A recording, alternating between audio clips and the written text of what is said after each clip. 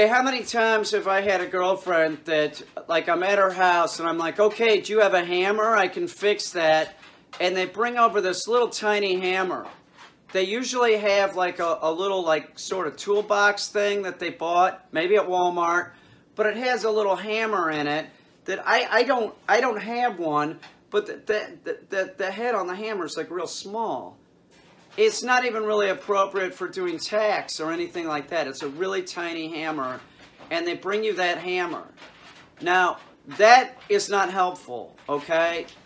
If you're at home and you think that you have a hammer, that's not really a hammer and that's not going to be helpful. They sold you that because it looks like less threatening. It looks easier to use, but it's not. In fact, it's going to be harder to use. So if you have one of these little hammers at home, just throw it in the trash and go get a hammer this size. Now, if you get a hammer this size, you're going to find that it's easier. It's easier with a hammer like this. That little, trying to put the nail in the wall while you're putting up the picture. Give me a break. Just get a regular size hammer. This is not a big deal, okay?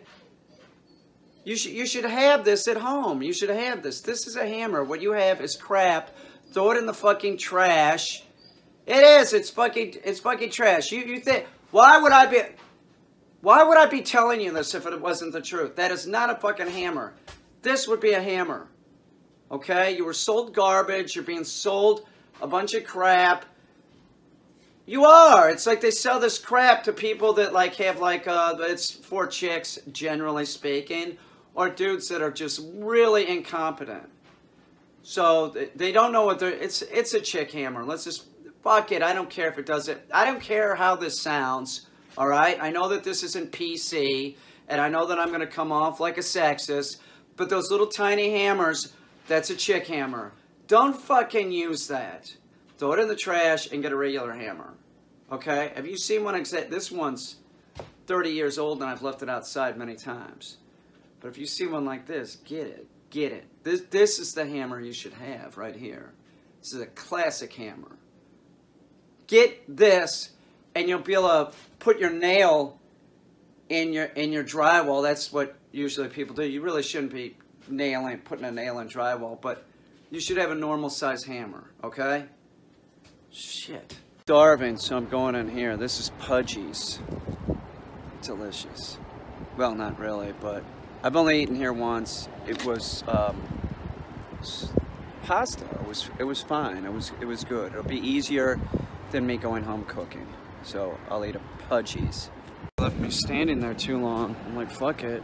You know, I just need something to eat, like now. 15 minutes from now, I'll be having problems if I don't eat. So I'm going through the drive-thru at Burger King. Right, Remy? I need to eat. Your dog's social skills, how your dog is around other dogs, it learned those skills when it was with the litter and its mother when it was just weeks old. After, 7 weeks or whatever, your dog isn't going to get better skills. You can't go back into the 3rd and 4th week. Those are critical periods in a dog's development. It can't be redone. So say you have a dog that you got at 3 weeks and you bottle fed it. Can you get your dog to have better social skills? No, you can't. All you can do is work with obedience. And since your dog didn't have that type of experience with its litter mates, you're going to have problems with your dog. These kind of dogs that are bottle fed are notoriously stupid around other dogs. They're going to get in fights. So just make sure that you're working your dog with obedience. Now, seriously, be very careful with a bottle-fed dog. They're not real smart. They might be good around humans or the human that bottle-fed them, but they're sort of socially stupid. So you can't make that up. So say you have a dog, it's a totally normal dog. You get it from a litter. It's 10 weeks old, and you want to take it to a puppy play group. Is this going to help your dog have better social skills around other dogs? No, it's going to make it worse. Your dog is going to be mock fighting, jumping on other dogs, or other dogs are going to be jumping on your dog, putting it in a submissive fear state. It's the stupidest thing I've ever seen, and it's sold to the American public as like this is a healthy activity for your puppy, and it's not. Your dog's social, your dog, if you have a puppy, you should be concentrating on having your puppy around other dogs and other puppies, but being calm, and you should have a leash on the dog, not just have the dog jumping around mock fighting. It's a disaster. It's a disaster. We have a country where all the dogs, the most common behavioral issue is aggression, and we have purely positive dog trainers and dog trainers that use food that want to rope people in with this like puppy play group in the kindergarten class. They don't give a shit. You know what they care about? They care about, one, selling you a product, right? So it's about getting your dog there. See, doesn't my dog isn't it having a lot of fun? I posted something saying this on Facebook, right? Don't take your dog to a puppy play group. And then somebody was posting underneath it, oh, I have to admit, I've taken my dog 4 times and my dog's super social. That's what she said. What are you talking about? You sound like a retard. Okay? Super social. What I'm assuming is that she means is that when she pulls up to the puppy play group, that her dog gets totally excited. When her dog is in there, it's totally excited and jumping on other dogs. That's what she thinks. She thinks this is good. If you have a 10 or 12-week-old dog, you're not going to probably have a knockdown, drag-out fight with the dog that has milk teeth.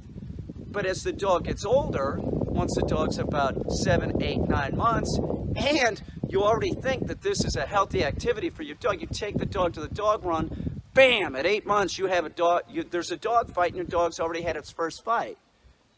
Do you think that it's not going to have another fight after that? It will. You've already taken it in the early stages of development, 9, 10, 11, 12, 13, 14, 15, 16 weeks or whatever, took it to the puppy play group, told it that it's supposed to mock fight, it's supposed to fight, and then at 8 months you can't figure out why your dog is at the dog run fighting, and you're like, well, I gave the dog everything. Yeah, you gave it everything except obedience and training.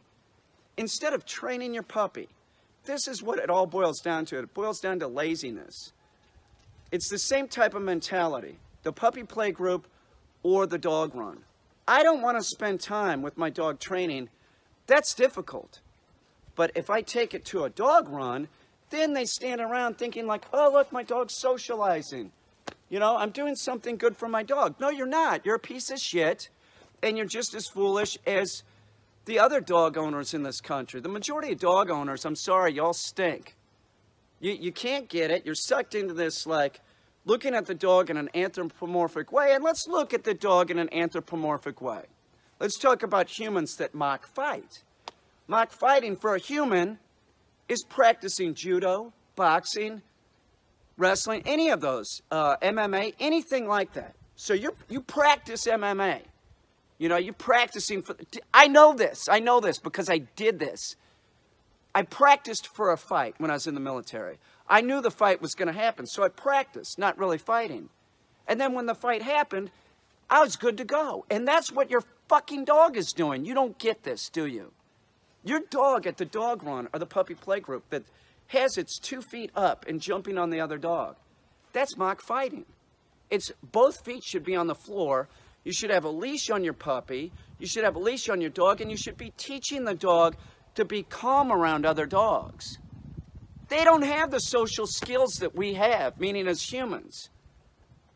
If I'm walking into a shopping mall, I'm not going to just tackle somebody and start pounding on them. I'm not going to do that.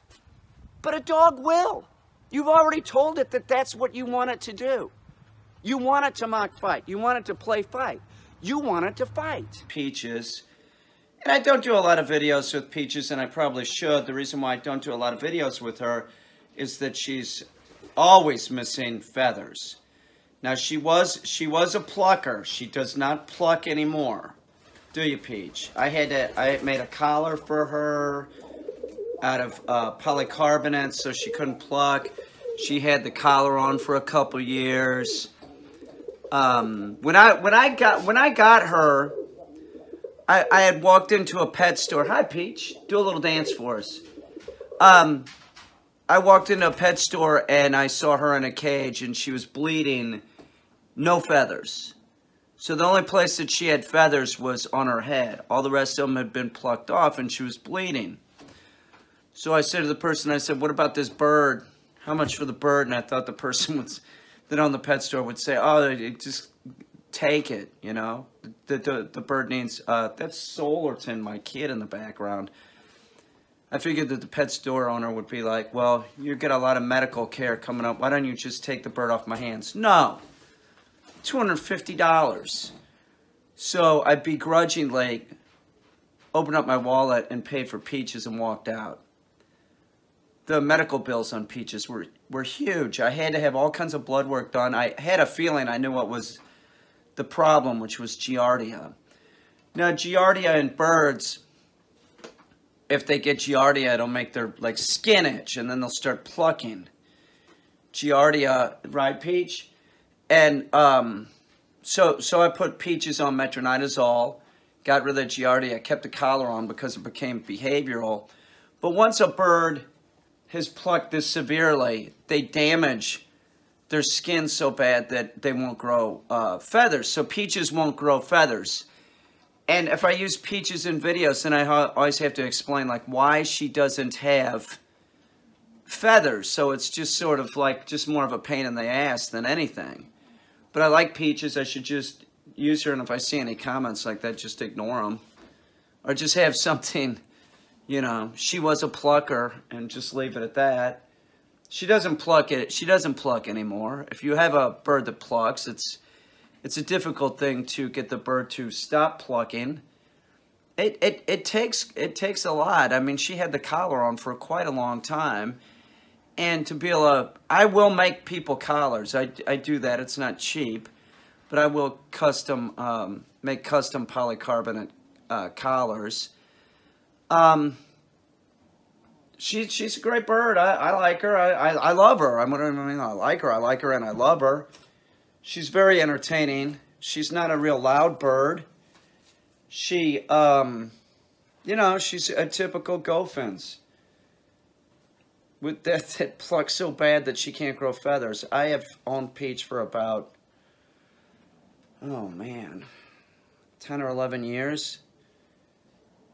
She's had the collar off for at least 7.5 or 8, something like that. She's doing good. Right, Peach? She's crazy looking.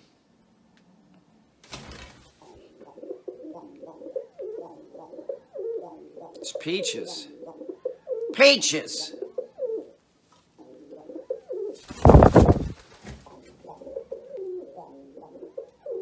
Oh, say, can you see by the dawn's early light what so proud we did?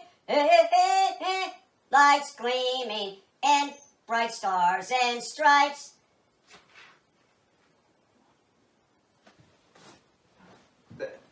Well, here we are. No dog should ever be allowed to run out a door.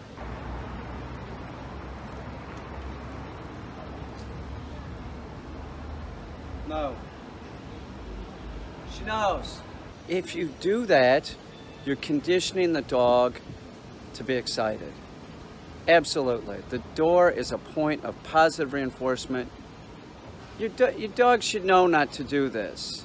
If you're just being lazy, not good, not good. Your dog should be trained with all the commands so that you can stop the dog too and train the dog not to do this. Now watch this video with Luna.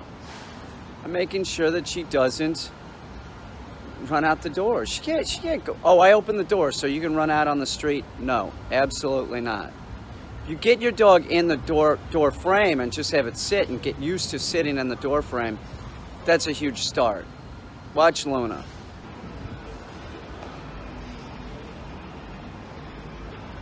She knows. This is a barrier right here. It's a point of positive reinforcement. But I've turned it into a barrier, meaning don't go past this point unless I give you permission. She's looking at herself. No. Sit.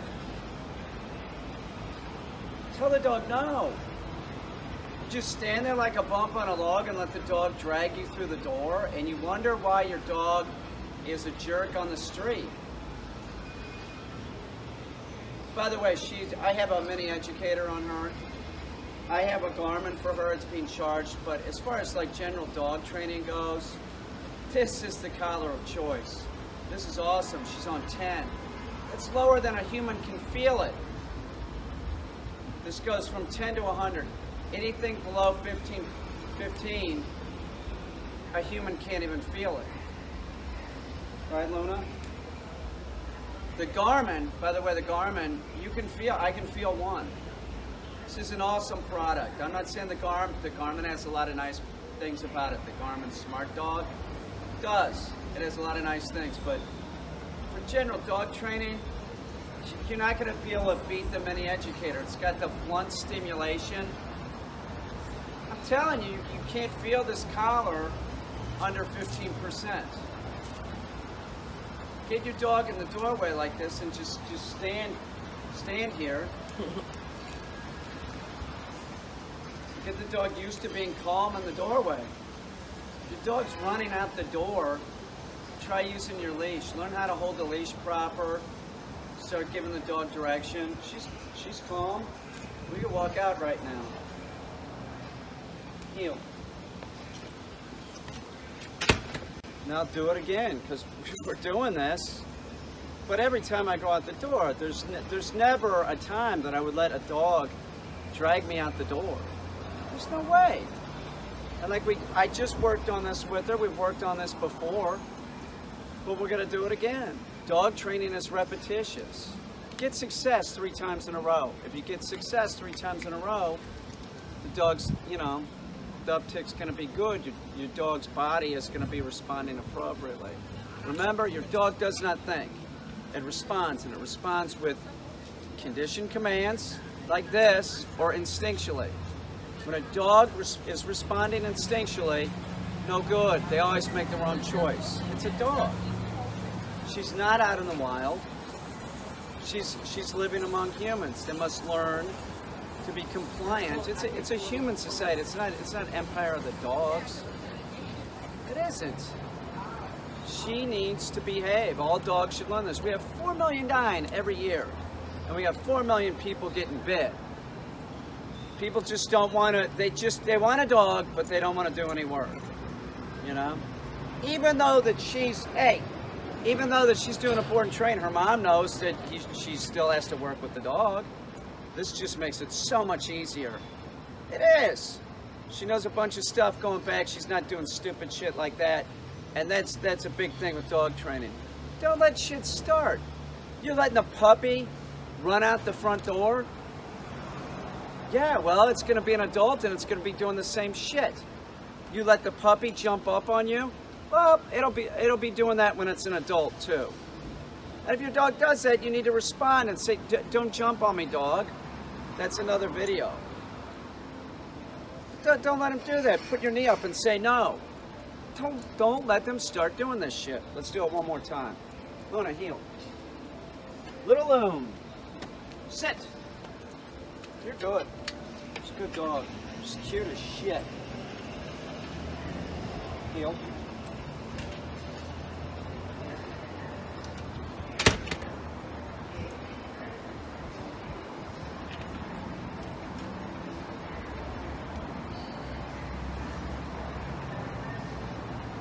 Get to the door, she starts looking around, where's my leg? She settles down so that she can see my leg. Hey, leave the door alone. That's what you want the dog to do. Keep an eye on your leg. That's heel. If it's over here, it's not at heel. If it's not paying attention, hey, knock it off, sister. The dog whisperers, they have dogs everywhere. They don't care. Such a mistake. Make sure your dog understands heel. It's ridiculous. 3 over here, 3 over here, 1 out behind you, 1 out in front of you. That's not heel. If you have 5 dogs, they all heel on the right, on the left-hand side, the correct side. I have videos,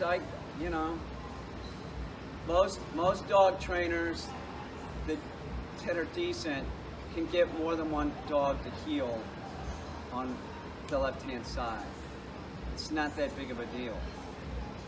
Good girl, Luna. Luna, down. No, down.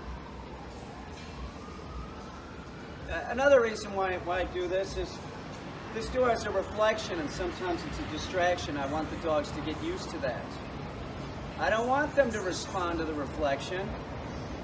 Right, Luna? What a goon. This dog is a little goon. Very smart dog. Like I said the other day, she was using some raw diet as a pillow. But she is. This is a very smart dog. Luna, sit. Good girl. Don't get me wrong, I do like the Garmin product. I do. I just wish the mini educator had like the app and the conductive plastic contact points, which I talked to Greg from E-Collar Technologies. He said they're going to have something like that in 19. So the Micro's coming out, which is 20% smaller, but that's not small enough for me. I have a collar that I Frankenstein out of a sit out of a mini educator upstate that it's 50% smaller. It is. I had to get a Dremel tool out and do some things, but it's so much smaller. I want e-collars, you know, the size of a quarter, or just in the strap itself. That's what I'm sort of working on.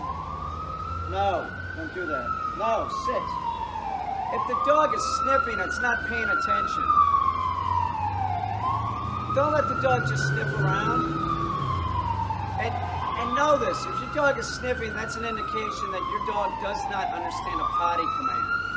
If your dog doesn't understand the potty command, it's not going to understand heel, because you just let it sniff around and then it lunges over. It's ridiculous. No, you're not paying attention, sis. She's doing good though. Heel. No, here. She's doing good. Luna, sit. She's fucking cute. Her mannerisms and stuff. I don't know. I like the breed. I've known some other of this breed, but they weren't trained and they were horrible. But that's like any dog is horrible that isn't trained. It's the truth. I don't care what breed it is. These dogs, you walk in. I had a pet service years ago, and I never wanted to deal with them. I always wanted someone else to do it, and so I'd send other people to do it. And then it was like we had nobody was into it, and then I went over there. It was a hot summer day, and you know, the dogs were litter box trained. They were yappy. They'd bark at you when you went in. You know. They didn't want to do any training, that's for sure. You know, they weren't interested in that. They were interested in getting their dogs some exercise so they could come back and shit in the litter box. It always stuck in my craw. It was like, I'm only doing this for money. You know? Then after that day, that I can't remember what happened, but I had to, you know, it was my deal. So somebody didn't show up or something. I went over there. I'm like, that's it. You know, the cute little dogs with their poo on their paws, jumping up on my bare legs. I was like, that's it. Money is not worth it. It isn't. There's a lot of times I feel that way. Like, you have to deal with somebody or somebody's shit for what? Money? Come on. You know, it's animals. It's animals. You don't want to have to deal with somebody that's just an idiot. It's not the dogs that are the problem. It isn't. It's a lot of times these owners are just a mess. They're a mess. They've heard all this shit for years, and you can't tell them anything. They're going to do it their own way, or they have like this preconceived idea of what, I don't know, a dog is, you know? Because they were around a dog as a child that was cool. They think all dogs are supposed to be like that. I don't know. It's ridiculous, but money's never been that much of a, I don't know. I wouldn't do anything for money. You know what I'm saying? Like, fuck it. I wasn't then. It was just like, it just seemed like good business or something. Like, but like I said, I didn't want to deal with them at all. The guy and his sister he lived with, it was a fucking weird scene. Nobody could figure it out. Everybody that worked for me was saying, like, what is with those two? Like, they wake up, they lived in Williamsburg, you know, wealthy kids. But they woke up at 2:33 from a night of partying. That's what I was told. I didn't have to deal with them much, but it was just like, you know, when I sent the employee over there, I said, you know what, I would go and talk to the people, right? I'd always make first contact. And then I'd say, okay, you know, when I got the job, I'd go, okay, so-and-so is going to be walking your dog. If there's any changes in this, I'll notify you and you'll meet them too. So then I'd send somebody over that, you know, they'd meet the people and we'd start the job. But you're always saying, yeah, they wake up. One time, this is no shit, they said, yeah, it looked like they were sleeping in the same room together. Oh my God, you know, you gotta draw the line at that, you know. Except if it's my pigeon baby Solar who is having sex with his sister, that's totally cool, they're pigeons. She's hot. She's a great looking bird. You can't blame him for that. I had an old girlfriend that gave me this 12 volt Makita for my birthday, like 12 years ago, something like that. This is old. This is real old. It was a great drill. And when she gave it to me, I told her, don't get me anything for my birthday. That's what I told her. She did it anyway. I was sort of bummed out, and then she handed me the box, and then I opened up the box. My eyes, I'm sure, lit up. You know, I was like, holy shit, it's a fucking Milwaukee drill, you know? Could have been something stupid. It was not. It was a Milwaukee drill, this thing. And I've used the shit out of it. I've really abused this thing. I've dropped it down steps. It's fallen off of ladders from 12 feet. It fell down concrete steps, and it worked great. Recently, the battery started going. I knew the battery was going. I checked to see how much the battery was. The battery was a ridiculous price because it was so old. It's looking at like almost 50 bucks or something for a battery, as I remember. I'm like, that sucks. So I'd take it up on the ladder, and then when the battery started dying, I just had to bring it down and plug it in all the time. But it's a nickel hydride battery on this thing. It is not lithium. So these things last longer. So I just kept plugging it in, and then like the gears started going on this, and this was just recently. So then I have a battery that dies and also doesn't have any power. So sometimes you can hear it. It's real rough, and like it sort of loses power real quick. Like that's battery related. As soon as I start drilling and giving it any force, it's dying. This is a 12 volt. They told her when she bought it that they had an 18 volt. I would have taken the 18 volt, but this is this was great. So this is dying, so I'm in Walmart, and I buy this thing. I buy this. This is a Hyper Tough 18 volt with a nickel hydride battery, and this cost $16. This is no shit. 16 bucks. I took it out of the box and it works. It fucking works. It works. It's $16. So what I'm saying, I'm rough on tools. I'm going to see how long this thing lasts. Even if you bought this and you used the shit out of it for like say 2 months, it's 16 fucking dollars. Now they had a 20 volt, okay? They did have a 20 volt that was real cherry, but I think that might have been $10 more. And I'm fucking cheap. I'm not anybody that really cares about how the tool looks. I'm more about like how the tool works, and I'm also not really interested in anything like that. I'm not gonna buy one brand. I'm not into that. Like I own some Makita, and like I own a Makita hammer drill, and I own another like a Makita 1/2-inch drill.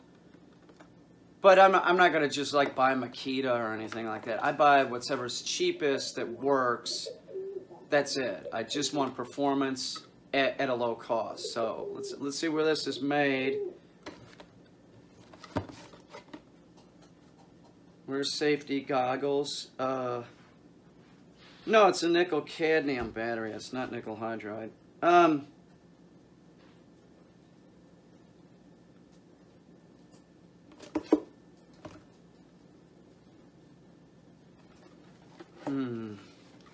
It says on the drill itself. Made in China for the Trump Corporation. The 154 mass shootings up to June 28th, not one of those was perpetrated by a undocumented immigrant. Not one. Not one of those was done by a black man. Not one. Not one of them was done by a woman. Okay, now that's up till June 28th, but since June 28th, I don't know if we've filled that gap of like undocumented immigrants shooting people. It's mostly seems like it's been white dudes. The statistics since 1982 is that about 60% of all the mass shootings are perpetrated by white dudes.